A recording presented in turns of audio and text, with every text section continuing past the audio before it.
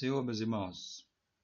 Para quem não me conhece, eu sou o irmão Alair Bento Proença, eu que sou professor de Escola Bíblica Dominical e pertenço à Igreja Assembleia de Deus da cidade de Porto Velho, Rondônia. E este aqui é o canal EBD Levado a Sério. Para você que está chegando agora, seja muito bem-vindo e não se esqueça de inscrever e ativar o sininho aí, ó. Para você que já está acostumado aí no canal, deixe o seu like, que isso estará colaborando, contribuindo com o crescimento do mesmo. E vamos então à nossa aula desta semana. Que Deus abençoe a cada um dos nossos irmãos.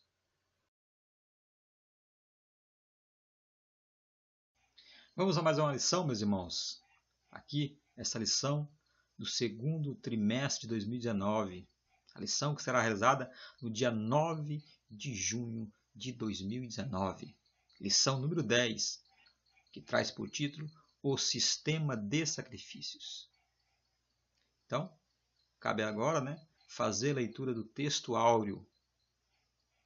Sendo justificados gratuitamente pela sua graça, pela redenção que há em Cristo Jesus, ao qual Deus propôs para propiciação pela fé em seu sangue, para demonstrar a sua justiça pela remissão dos pecados dantes cometidos sob a paciência de Deus.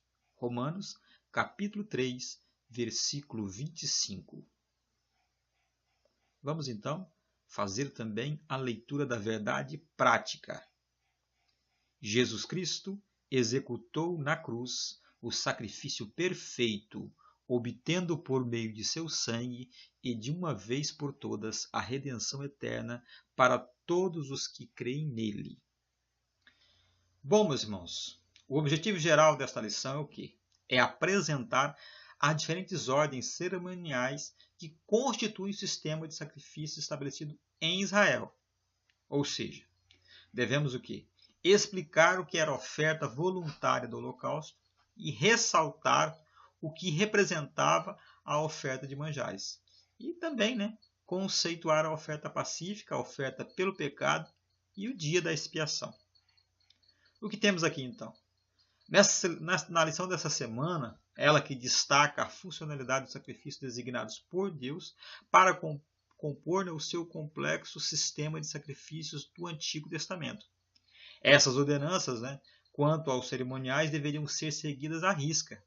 Esta que foi uma forma que Deus empregou para ensinar o seu povo que a reconciliação e a comunhão com ele não poderiam ser tratadas com desdém. Deveria haver temor e obediência. Obediências essas que deveriam ser contínuas no cumprimento de suas ordenanças. Mas o que temos aqui é o seguinte: a palavra de Deus nos mostra o sacrifício único de Cristo na cruz do Calvário. Ele que foi suficiente para pagar os nossos pecados e nos reconciliar com ele. Portanto, devemos ser gratos a Deus por tão grande amor que tem colocado para nós aqui, esse amor e essa bondade dele. Porque bem sabemos que nós que cometemos o pecado e ele procura o quê? Reconciliar conosco. Voltar aquela amizade que deveria ter ali no Jardim do Éden, que foi perdido pelos nossos primeiros pais.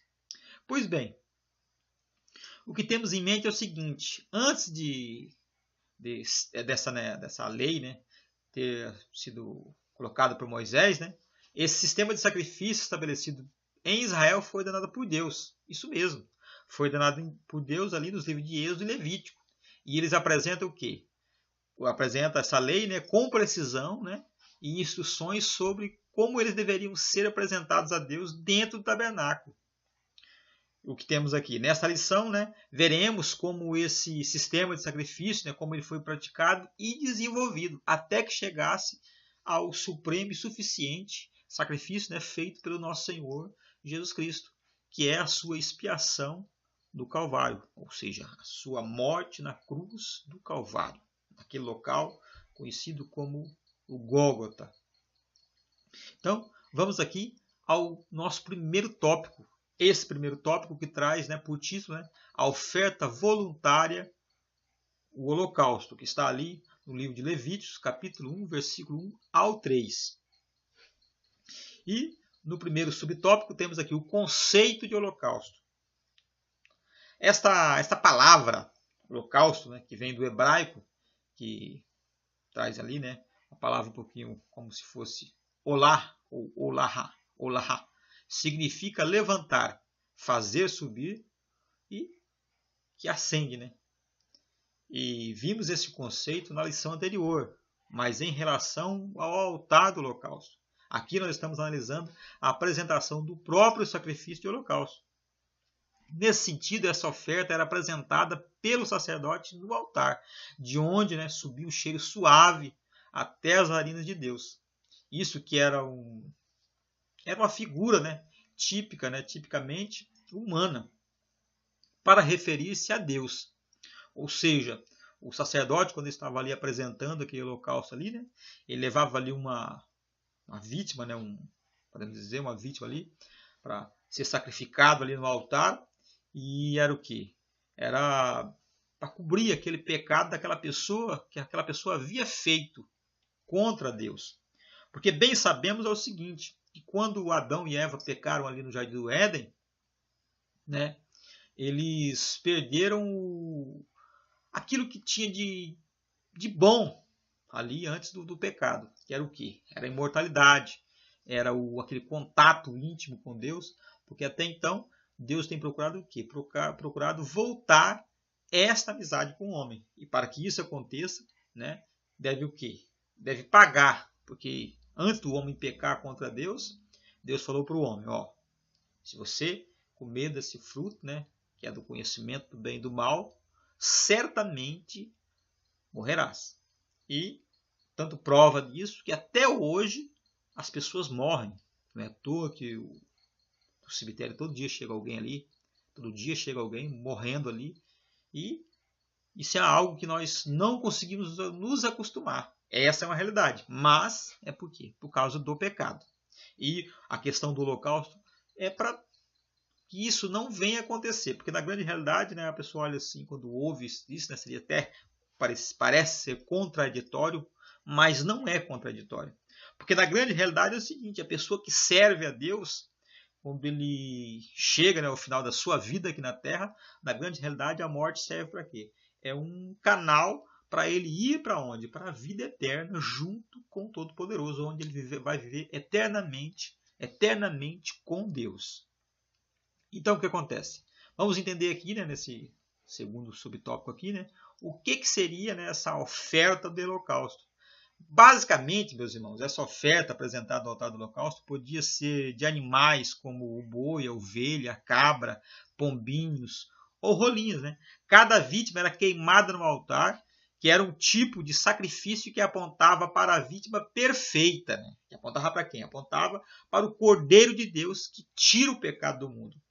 Porque na grande realidade, quando vamos estudar sobre essa questão do animal que seria colocado ali, ele não poderia ter defeito, não poderia ter, como podemos dizer, ele não poderia ter mancha, ele não poderia ser cego, não poderia ter defeito algum. Então o que acontece? Ele deveria ser perfeito, esse animal. Um animal perfeito, sem nenhuma mancha, sem nenhuma doença, nada. Ele poderia ter que estar perfeito, que apontava para quem? Para Cristo ali na cruz, ele que veio aqui à Terra e viveu aqui na Terra sem pecar.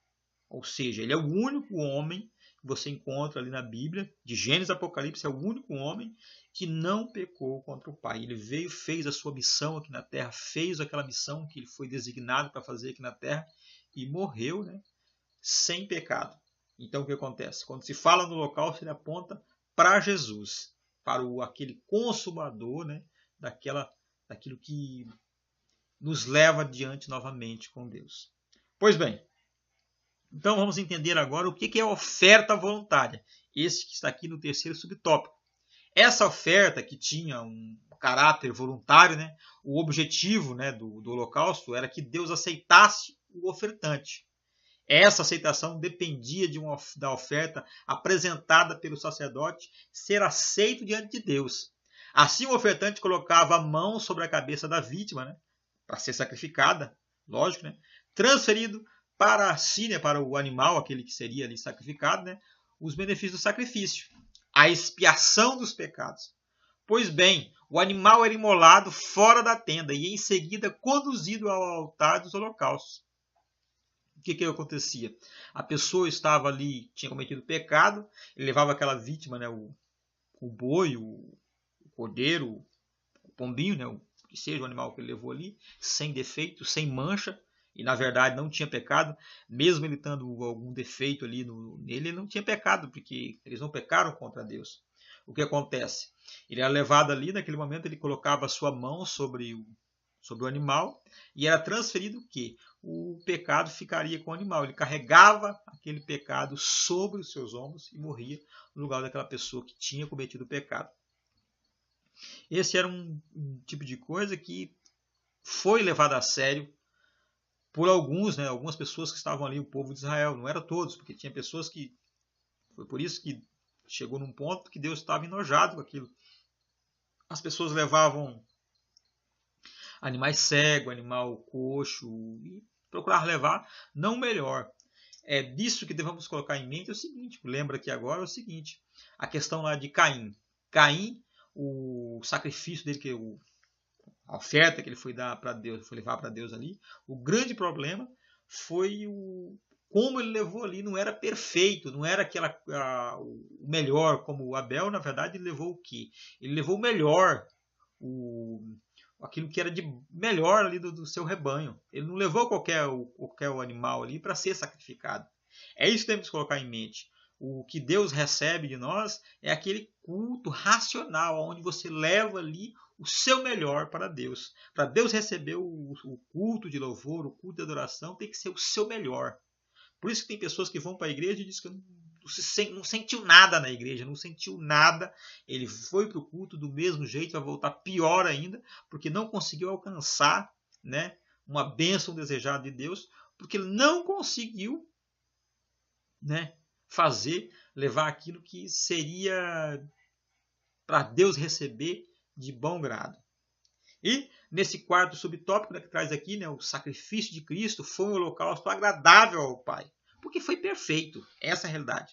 Esses, né, dois textos bíblicos, né, que expressam essa verdade, né, que está em Efésios, né, capítulo 5, versículo 2, que diz: Cristo vos amou e se entregou a si mesmo por nós, em oferta e sacrifício a Deus em cheiro suave. E também, né, Hebreus capítulo 9, versículo 13 ao versículo 14, que traz o que, né? Porque se o sangue dos touros e bodes e a cinza de uma novilha esparzida sobre os imundos os santificam, quanto à purificação da carne, quanto mais o sangue de Cristo, que pelo Espírito Eterno se ofereceu a si mesmo, imaculado a Deus, purificará a nossa consciência das obras mortas, para servires ao Deus vivo. Trata-se, pois, de uma imagem perfeita de como fomos reconciliados com o Pai mediante o sacrifício do seu amado Filho. Isso que está no 2 Coríntios capítulo 5, né, versículo 19. O que temos aqui em mente é o seguinte, analisando aqui bem a questão à luz aqui da Bíblia, né, sobre a questão do holocausto, né, que visa o quê? Ele aponta para o holocausto, né, que é ali de Cristo, né, esse que era a imagem perfeita de como fomos reconciliados com o Pai mediante, né, o sacrifício desse seu Filho amado, porque bem sabemos que Cristo ele veio ao mundo não pela vontade do homem, mas sim pela vontade do Pai, e ele que veio aqui à Terra, na verdade ele veio à Terra, se esvaziou da sua glória, ele que veio voluntariamente e procurou fazer a sua missão aqui, e fez a sua missão sem falhar. É tanto que quando ele não falhou, né, que algumas pessoas têm costume dizer que ele não conseguiu conseguiu fazer tudo, mas ele lá na cruz, ele bradou na cruz, está consumado, ou seja, está tudo feito. Deus recebeu ali o sacrifício de Cristo, porque ali estava um sacrifício perfeito, que nos colocou novamente a chance de se achegar a Deus, a chance, na verdade, de se voltar ao Deus Todo-Poderoso e conseguir ouvir a sua voz e conseguir ter aquela amizade que o homem tinha ali no Jardim do Éden. a oferta de manjares. Levítico capítulo 2, versículo 1 ao versículo 3. Este que é o nosso segundo tópico. E nesse primeiro subtópico temos o quê? O significado da oferta.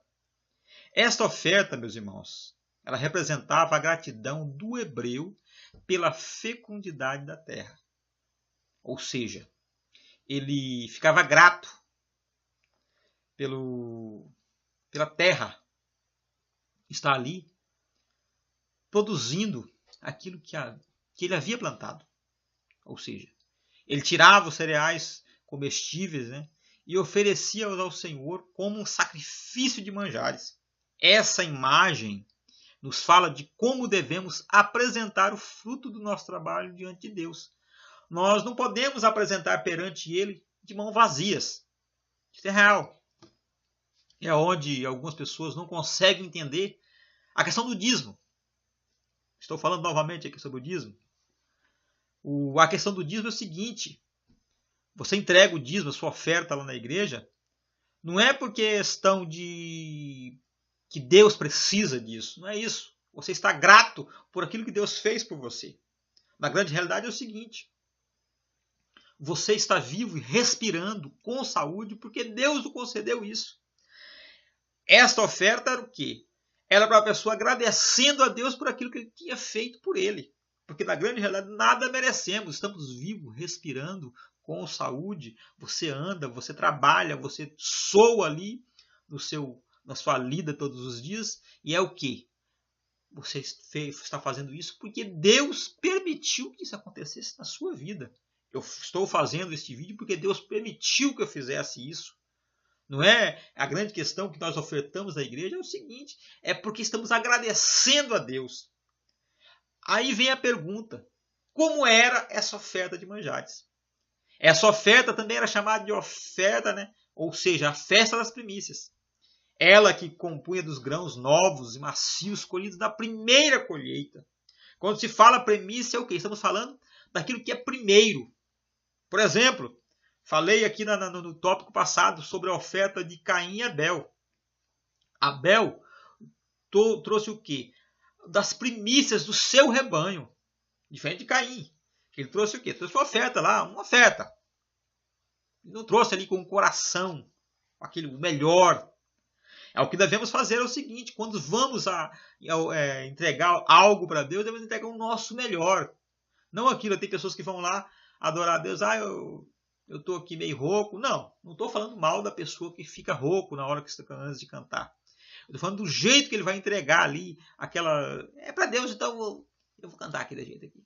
Na verdade, ele está ali naquela situação debilitado, mas ele vai procurar fazer o melhor para Deus.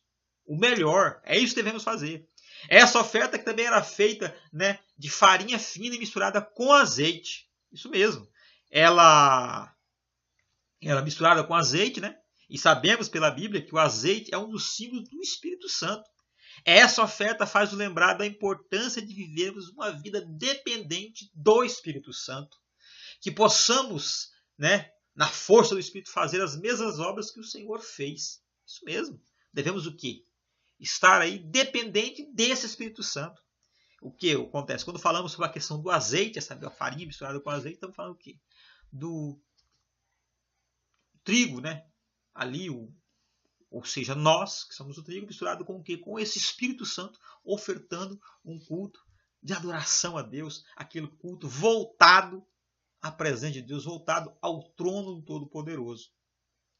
Porque bem sabemos que não fazemos nada se Deus assim nos permitir que façamos. E que façamos assim, né, aquela nossa oferta, o culto racional a Deus de coração, com a nossa alma, porque bem sabemos que Deus ele é Espírito e Ele procura adoradores que o adorem em Espírito e em verdade.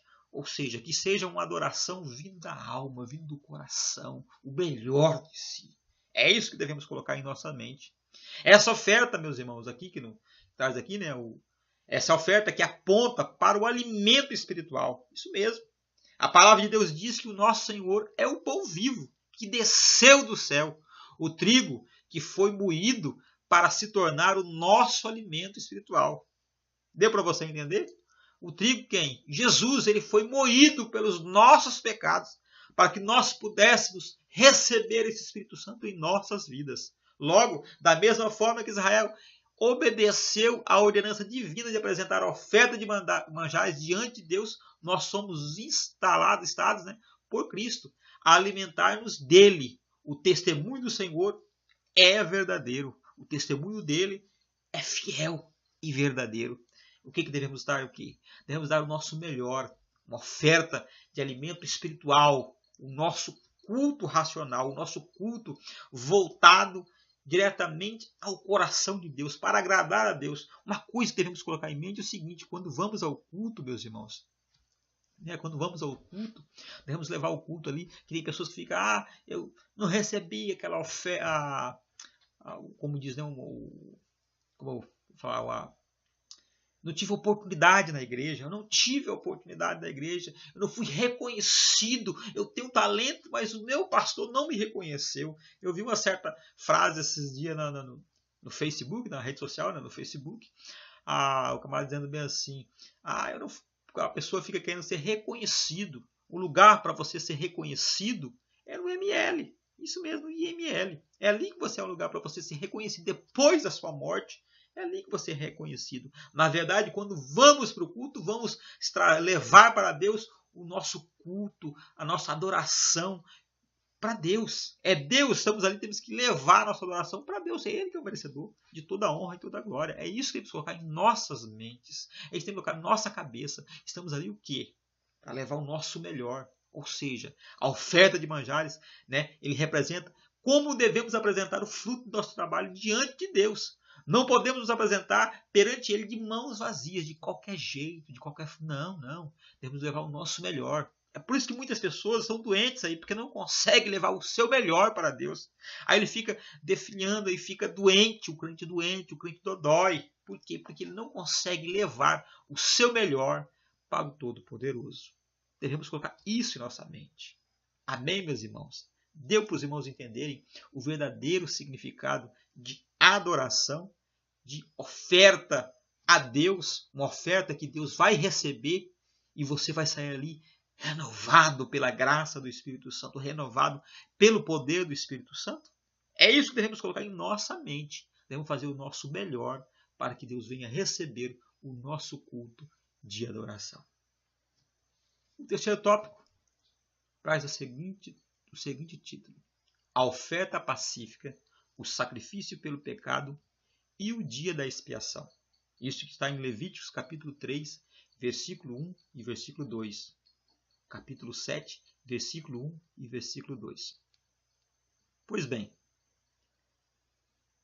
o que era a oferta pacífica? O que significa oferta pacífica? Isso que era um sacrifício em que o ofertante imolava o animal, tirando porções especiais e separando-as do sangue e da gordura do animal. Isso que em seguida, o sacerdote espargia o sangue do animal imolado ao redor do altar, em sinal de propiciação pela vida do pecador. Depois, os miúdos do animal eram queimados no fogo do altar, e assim, tanto o sacerdote quanto o ofertante, e sua família comiam a carne nobre do animal imolado. Essa oferta significa literalmente o presente oferecido a Deus, e denotava a comunhão e a felicidade do ofertante com o Pai. Eu vejo muito nas redes sociais muitas pessoas, na verdade, tem crescido muito, pessoas que vão contra o ensinamento, contra o pastor, os pastores. Eles continuamente veem isso. O que acontece? Eles acreditam que o pastor, na verdade, não deveria existir. Até usam passagens bíblicas, que falam sobre a questão do único pastor ser Jesus Cristo. Lógico que o nosso pastor é Jesus Cristo. Mas uma coisa que temos que colocar em mente é o seguinte. Preste bem atenção no que eu vou dizer. Que temos que colocar em mente. Jesus, antes de subir ao céu. Na verdade, logo depois de ele ter ressuscitado, ele tinha ido para o céu, mas voltou, né? Esteve aqui com os seus apóstolos, dando os seus últimos ensinamentos. Ele, que é um assunto muito conhecido, porque ele falou que ia voltar, né? Falar com os seus apóstolos, com os seus discípulos. Mas ele começou a demorar. Nessa questão que ele começou a demorar, Pedro resolveu ir pescar. Lógico que foram outros. João, Tiago, foram pescar com Jesus. E bem sabemos que quando não tiveram uma boa pescaria,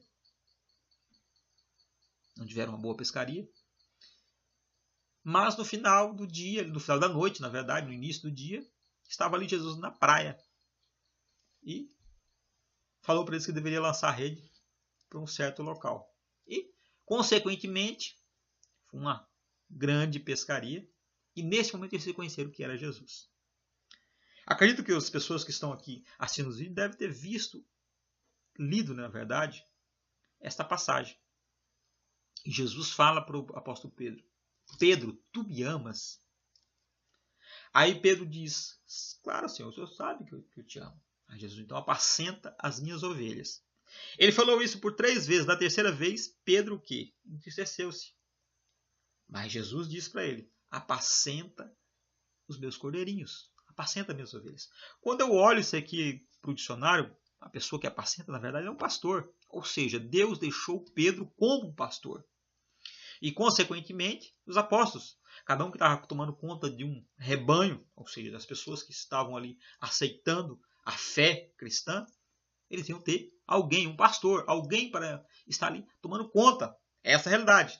E o que acontece? Existe, lógico, se fosse falar sobre essa questão, seria uma aula inteira, não somente uma aula, mas algumas aulas falando sobre esse assunto. O que eu estou colocando em mente é o seguinte: que Jesus deixou alguém como pastor. E vemos que é o seguinte: pastor, na verdade, tem pastores que não recebem da obra de Deus, mas existem pastores que trabalham integralmente em prol da obra de Deus. E se eles trabalham integralmente, eles não têm como trabalhar em outra coisa. Tem, é claro que existem pastores, não é todos, mas existem pastores que recebem, eles trabalham em outra coisa, tem algum serviço como professor, ou advogado, qualquer outra coisa, e ele recebe fora e não precisa do salário do pastor. Lógico, tem esses pastores, glória a Deus por isso. Mas a grande foco aqui é o seguinte, que vemos aqui nessa oferta pacífica, é o seguinte, que a carne ali, a parte nobre ali, era imolada, quem comia era o sacerdote e os seus familiares. Ou seja, ele recebia aquilo ali que era oferta de quem? Do fiel ali, do fiel judeu. Então eu não vejo o porquê de um pastor não receber da obra de Deus. Para mim ele deve receber. Lógico que receber, porque está fazendo o quê? Está trabalhando em prol do evangelho. Então ele deve receber do evangelho. Lógico que não vamos aqui estipular aqui, não é para o camarada enricar, eu sou contra o camarada que enrica por causa do evangelho. Não estou aqui generalizando. Só que acontece esse detalhe. O que vemos aqui nessa oferta, até fugir um pouco aqui do assunto, mas a oferta pacífica era isso. O sacerdote espargia o sangue do animal, né, imolado, ao redor do altar. E, consequentemente, aquelas partes que eram cortadas ali, era para quem? Para o sacerdote. Então, vamos aqui a essa simbologia da oferta pacífica, meus irmãos. Que devemos entender o que é. Temos que é um símbolo, na verdade, daquilo que haveria de vir. Não podemos sair do foco. Esta oferta pacífica aponta para a nossa reconciliação com o Pai. A palavra de Deus mostra que o nosso Senhor proveu a paz entre o homem e o Criador. Isso mesmo. Porque foi do agrado do Pai que toda a plenitude nele habitasse e que, havendo por ele feito paz pelo sangue da sua cruz, por meio dele reconciliar-se consigo mesmo todas as coisas, tanto as que estão na terra, como as que estão no céu. Colossenses capítulo 1, versículo 19 e o versículo 20. Isso demonstra que o Senhor foi a oferta pacífica para reconciliar-nos com o nosso Senhor Deus. Isso mesmo, tornando-se assim a nossa paz. Essa oferta pacífica, essa oferta de Cristo, se entregou por nós, nos colocou diante do Pai, porque isso nós não tínhamos permissão de nos achegarmos a Deus. Esse é o verdadeiro, simbolicamente o significado é esse. Nos leva diante do Pai, algo que não tínhamos direito, não tínhamos o porquê de nos achegarmos a Deus. Amém, meus irmãos? Então, o que era a oferta pelo pecado? Já que falamos aqui a oferta pacífica, o que seria a oferta pelo pecado? Diferentemente das outras oferendas, meus irmãos, essas ofertas pelo pecado, pela culpa, eram obrigatórias. Entenda isso. Essa oferta, essa oferenda pelo pecado era obrigatório.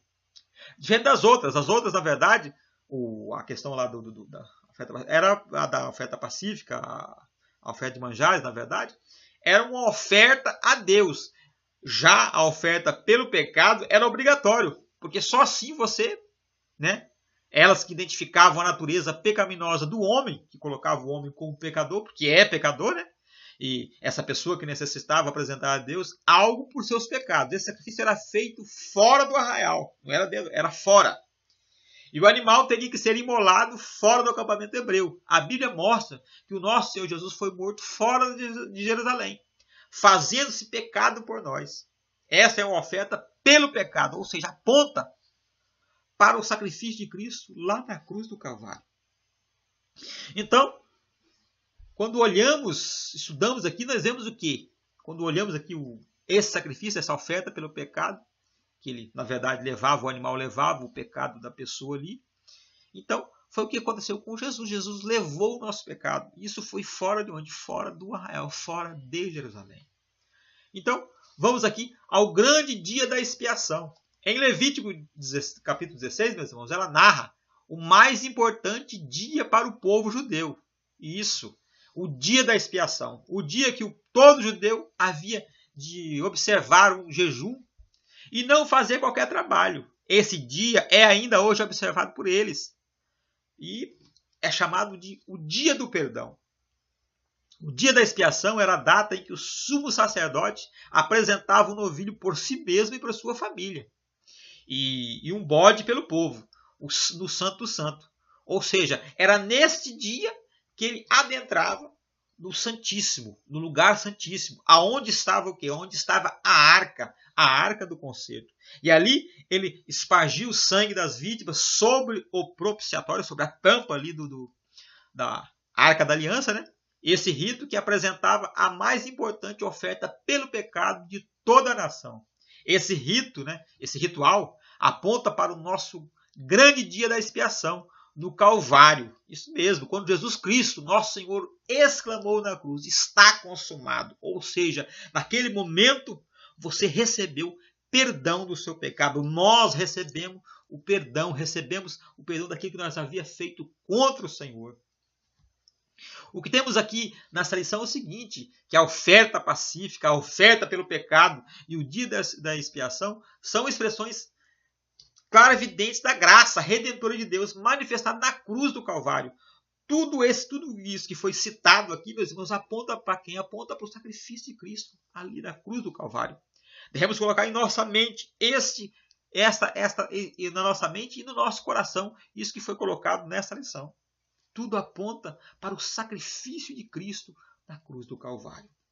Tudo aponta para Ele. Foi por causa disso que hoje você tem o direito de achegar a Deus e se entregar a Ele de corpo e alma. Onde você tem o direito de chegar a Ele e pedir perdão dos seus pecados. E pedir a reconciliação com Ele. E voltar a falar com Ele e ouvir a sua voz.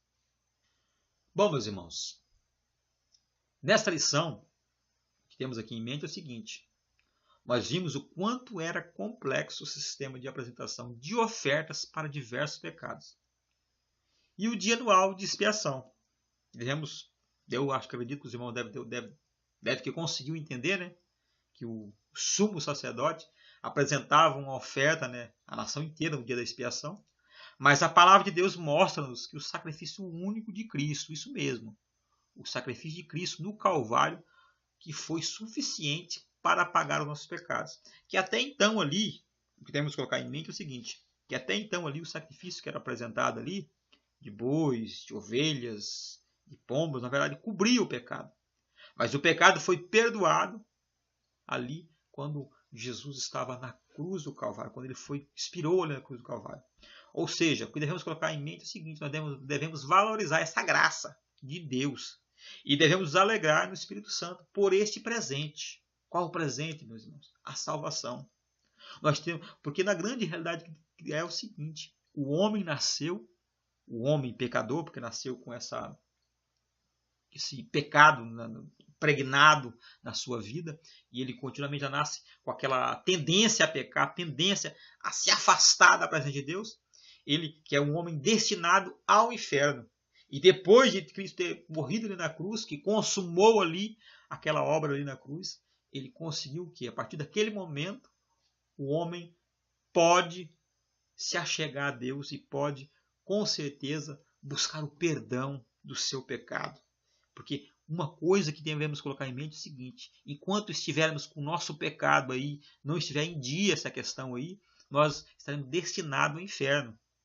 Cabe lembrar o seguinte, que Jesus ele veio ao mundo não para condenar o mundo, porque o mundo já estava condenado.